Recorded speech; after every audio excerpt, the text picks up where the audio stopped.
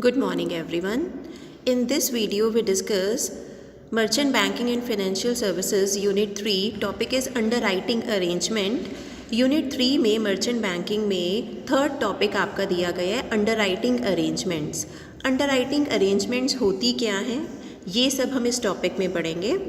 Underwriting basically होता क्या है, यहाँ पर जो इशूअर होता है, जो शेयर्स या डिबेंचर इशू कर रहा है, और एक कंपनी, एक इंटरमीडिएटर बीच में आता है, दैट इज़ अ अंडरराइटर, जो इशूअर कंपनी से ये प्रॉमिस करता है, ये एग्रीमेंट करता है कि मैं आपकी कंपनी के शेयर्स और डिबेंचर पब्लिक तक पहुंचाने में आपकी हेल्प करूंगा या उनको अलॉट करूंगा. अलॉटमेंट करने का काम यहाँ पर किसका आ जाता है, अंडरराइटर का आ जाता है. तो यहाँ पर जो अंडरराइटर एक पर्सन है और एक इंटरमीडिएटर का रोल परफॉर्म कर रहा है, किसके बीच में, इशूअर कंपनी के बीच में और पब्लिक के बीच में. पब्लिक को सिक्योरिटीज़ ऑफ़र करना, उनको इशू ऑफ सिक्योरिटीज़ और उन सिक्योरिटीज़ का इंश्योरेंस प्रोवाइड करना, या फिर उन सिक्योरिटीज़ को एज अ मॉर्टगेज रख के उनको बैंक लैंडिंग लोन प्रोवाइड करना. इस तरह की सर्विसेज जो पर्सन हमें प्रोवाइड करता है उसको हम क्या बोलते हैं, अंडरराइटर. ये जो पर्सन है अंडरराइटर, ये एक इंस्टीट्यूशन है जो एग्रीमेंट करता है इशूइंग कंपनी से कि मैं आपकी कंपनी के मिनिमम नंबर ऑफ सिक्योरिटीज़ में शेयर्स और डिबेंचर्स दोनों आएंगे, कि इतना नंबर मैं आपकी कंपनी का सेल करूँगा पब्लिक को, जिसके बदले में इन रिटर्न वो आपसे क्या चार्ज करेगा, कमीशन चार्ज करेगा इशूइंग कंपनी से. तो ये जो पर्सन ये एक्टिविटीज़ परफॉर्म कर रहा है उसको हम क्या बोलेंगे, अंडरराइटर. और जो एक्टिविटीज़ परफॉर्म की जा रही हैं उसको हम क्या बोलेंगे, अंडरराइटिंग अरेंजमेंट्स. अब ये जो अंडरराइटिंग होता है वो एक तरह का नहीं होता, इसको 3 पार्ट्स में डिवाइड किया गया है. Number 1 is syndicate underwriting, number 2 is sub underwriting and number 3 is firm underwriting. Syndicate underwriting में क्या होता है कि 2-3 एजेंसीज ऑफ अंडरराइटर्स मिलकर किसी एक कंपनी के लिए काम कर रहे हैं, उस कंपनी की शेयर सिक्योरिटीज़ को इशू करने का काम कर रहे हैं. मेन पॉइंट यहाँ पर क्या है कि 2 या 2 से ज़्यादा एजेंसीज किसकी, अंडरराइटर्स मिलकर काम कर रहे हैं किसी फर्म के लिए, उसको हम क्या बोलेंगे, syndicate underwriting. Number 2 is sub underwriting. सब अंडरराइटिंग में क्या होता है कि यहाँ पर जो हमारा अंडरराइटर है वो कुछ पार्ट इशू करता है और कुछ फर्दर किसी दूसरी कंपनी से इशू करवाता है, तो उसको हम क्या बोलते हैं, सब अंडरराइटिंग. जैसे हमने होल्डिंग और सब्सिडरी कंपनीज़ का एग्जाम्पल पढ़ा है, वो हम इसको यहाँ पर कंसिडर कर सकते हैं कि एक अंडरराइटर ने एक कंपनी के शेयर्स लिए, डिबेंचर्स लिए, और उसका कुछ पार्ट तो खुद सेल किया और कुछ पार्ट वो फर्दर किसी अनदर एजेंसी से सेल आउट करा रहा है, तो उसको हम क्या बोलेंगे, सब अंडरराइटिंग. फर्म अंडरराइटिंग क्या होता है कि यहाँ पर जो अंडरराइटर जो है वो किसी पर्टिकुलर फर्म के शेयर्स को इशू कर रहा है, डिबेंचर्स को इशू कर रहा है, उसको हम क्या बोलेंगे, फर्म अंडरराइटिंग. क्लियर. तो तीनों पॉइंट्स आपको यहाँ पर क्लियर हुए कि अंडरराइटिंग भी जो है वो एक तरह से नहीं होती है, डिफरेंट टाइप से हो सकती है. अंडरराइटर्स का रोल क्या है, अंडरराइटर का रोल, सबसे पहला काम क्या है कि वो इशूअर कंपनी से उसके शेयर्स, उसकी सिक्योरिटीज़ परचेज करता है और उसको आगे फिर रीसेल करता है. अंडरराइटर एक इंटरमीडिएरी का रोल प्ले करता है.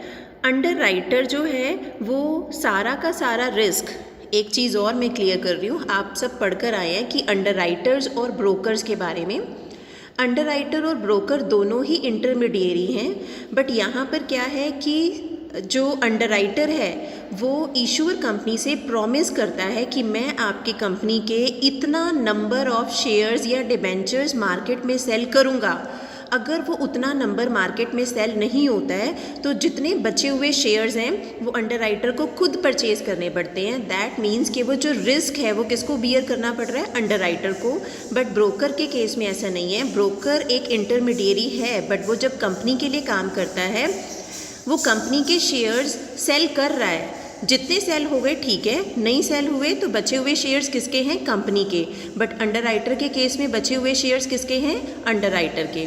तो यहाँ पर रिस्क किसको बियर करना पड़ता है, अंडरराइटर को बियर करना पड़ता है. ये आगे पॉइंट्स दोबारा से रिपीट हो गए हैं.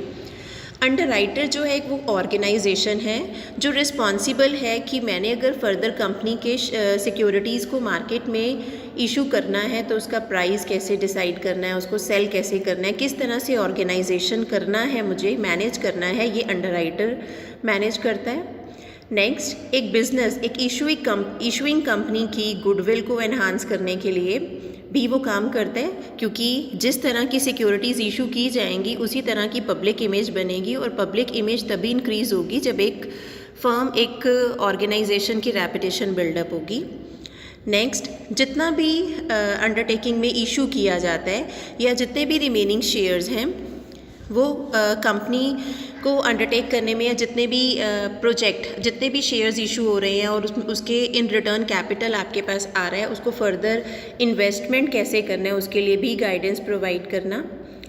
अंडरराइटर आपको स्टेबिलिटी प्रोवाइड करता है। मैंने अभी आपको बताया कि अंडरराइटर ने इशूइंग कंपनी के साथ प्रॉमिस कर दिया कि मैं आपके कंपनी के शेयर्स सेल आउट मार्केट में कर दूंगा, तो यहाँ पर हमें एक अंडरराइटर जो है वो स्टेबिलिटी भी प्रोवाइड करता है। अब पॉइंट आता है सेबी गाइडलाइंस। अब अभी तक तो हमने पढ़ा कि अंडरराइटर होता क्या है, अंडरराइटर की ड्यूटीज़, अंडरराइटर क्या क्या काम परफॉर्म करता है, बट ऐसा नहीं है कि कोई भी पर्सन इस एक्टिविटीज़ को परफॉर्म कर सकता है। जैसे मर्चेंट बैंकिंग में हमने पढ़ा था ना कि मर्चेंट बैंकर है जिसके लिए हमें प्रॉपर रेगुलेशन और प्रॉपर रजिस्टर कराना भी ज़रूरी है, ऐसे यहाँ पर अंडरराइटिंग अरेंजमेंट्स के लिए और जो अंडरराइटर्स हैं उनके लिए भी सेबी गाइडलाइंस बनाई गई हैं। उनके लिए ये रूल्स बनाए गए हैं कि जो भी person as a underwriter activities perform करेगा उसको ये क्राइटेरियाज, ये रेगुलेशंस को पूरा करना होगा, जो किस में डिस्क्राइब किया गया है, सेबी अंडरराइटर्स रूल्स 1993 में। अब सबसे पहले तो यहाँ पर ये बताया गया सेबी गाइडलाइंस में कि अंडरराइटिंग क्या होता है और अंडरराइटर कौन होता है, ये मैं अभी आपको बता चुकी हूँ। नेक्स्ट में बताया गया है कि कोई भी पर्सन अंडरराइटर नहीं बन सकता जब तक आपके पास बोर्ड का सर्टिफिकेट नहीं है। तो यहाँ पर पहले आपको अप्लाई करना पड़ता है, अप्लाई करके आपको रजिस्टर कराना होता है, और जब आप एक मिनिमम एलिजिबिलिटी क्राइटेरिया को पूरा कर देते हो तो सेबी आपको परमिट करती है, और जब आपको वो परमिट कर देती है दैट मीन्स आपके पास सर्टिफिकेट आ जाता है। जब वो सर्टिफिकेट आपके पास होगा तभी आप as a underwriter activity perform कर सकते हैं। तो यहाँ पर बताया गया है कि रजिस्ट्रेशन अगर एक पर्सन ने कराना है सर्टिफिकेट लेने के लिए तो उसको क्या क्या करना होगा। यहाँ पर सबसे पहले बताया कि in case of any change in the status and constitution the underwriter obtain prior permission of the board. सबसे पहले आपको बोर्ड से परमिशन लेनी होगी। दूसरा, हम सिर्फ और सिर्फ वैलिड एग्रीमेंट्स में ही एंटर कर सकते हैं। अप्लाई करने के बाद जो भी रजिस्ट्रेशन की फ़ीस है वो आपको पे करनी होगी। उसमें ये मेंशन होगा, उस सर्टिफिकेट में रेगुलेशंस में मेंशन होगा, जो भी रूल्स रेगुलेशंस मेंशन किए गए हैं उस अंडरराइटर को ये सारी एक्टिविटीज़ परफॉर्म करते हुए उन रूल्स और रेगुलेशंस को फॉलो करना होगा।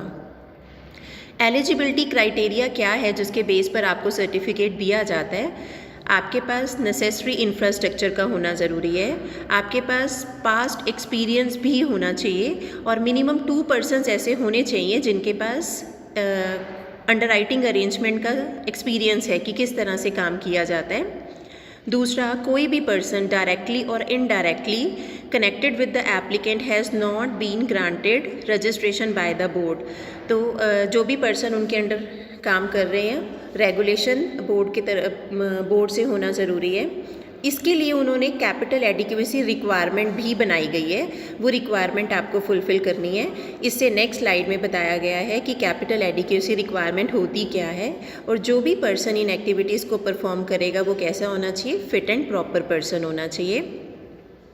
कैपिटल एडिक्वेसी रिक्वायरमेंट है क्या कि जितना जो भी नेटवर्थ है वो 20 लाख से कम नहीं होगा जिन्होंने ये एक्टिविटीज़ परफॉर्म करनी है, जो अंडरराइटिंग अरेंजमेंट की एक्टिविटीज़ परफॉर्म करनी है।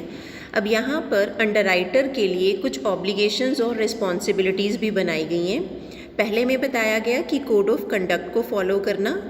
दूसरा, कोई भी अंडरराइटर है जो भी एग्रीमेंट में मेंशन किया गया है या एग्रीमेंट में करते टाइम पर एग्रीमेंट किसके बीच में, इशूइंग कंपनी के बीच में और अंडरराइटर के बीच में जो एग्रीमेंट हो रहा है उसमें मेंशन करना होगा कि कितने टाइम का एग्रीमेंट हो रहा है, कितने अमाउंट का एग्रीमेंट ऑब्लिगेशन है, कितना कमीशन और या कितना ब्रोकरेज आपको दिया जाएगा, उसकी डिटेल्स मेंशन करनी है।